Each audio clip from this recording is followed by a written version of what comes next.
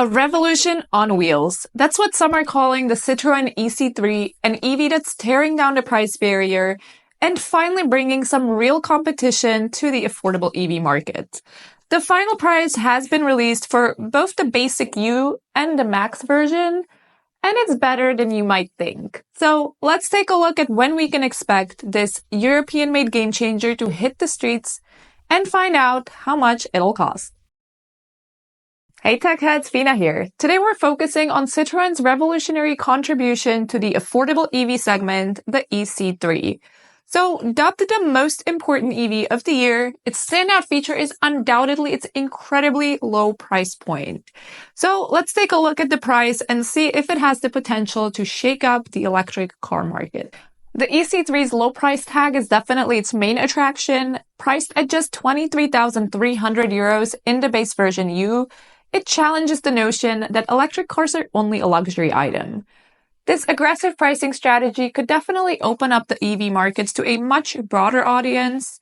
So one might say that the ë-C3 is not just a car, but a statement that electric mobility can be accessible to almost anyone.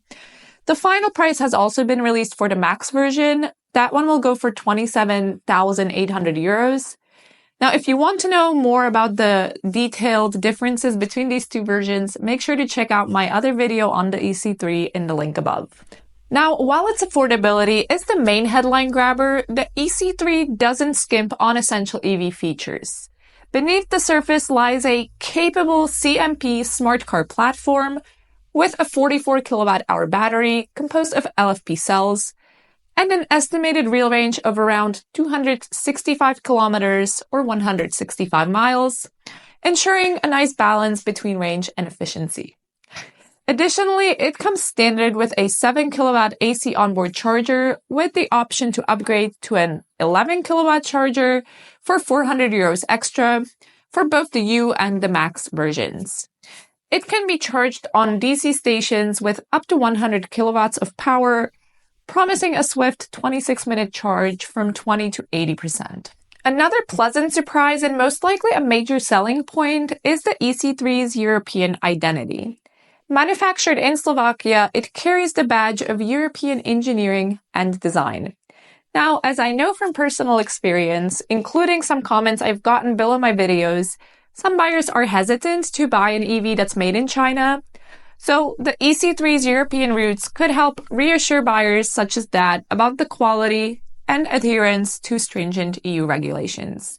Not to mention, it might be a beacon of hope that the European auto industry isn't dead in the water yet. And I think that would be great news for us all.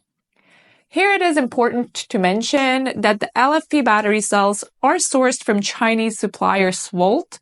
So though the ë-C3 is proudly being touted as a European-made EV, the battery still comes from China.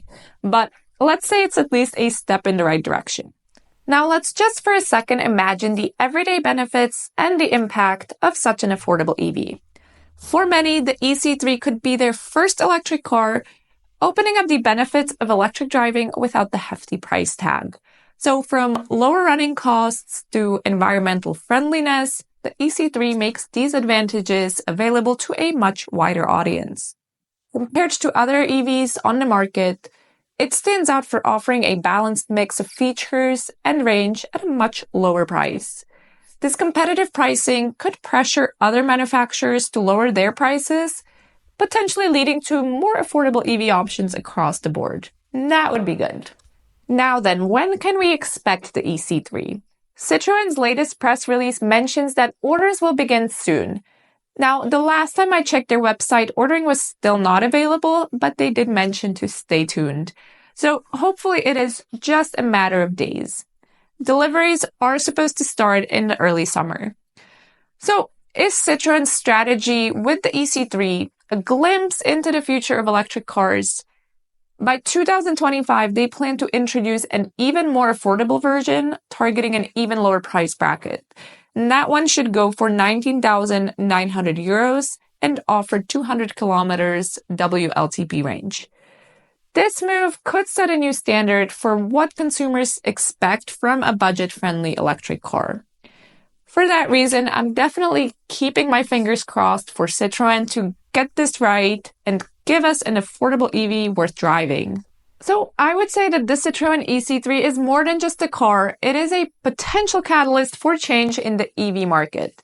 It's remarkably low price, challenges existing perceptions, and makes electric mobility a realistic option for many more people. Be sure to check out my previous video where I break down the ë-C3 in more detail. And please let me know, what do you think about all this? Will the ë-C3 be a worthy opponent to today's budget options like the MG4? Will it inspire other manufacturers to drive price down while maintaining quality? As always, I look forward to seeing you in the comments section. Thank you all for watching, and I'll catch you next time.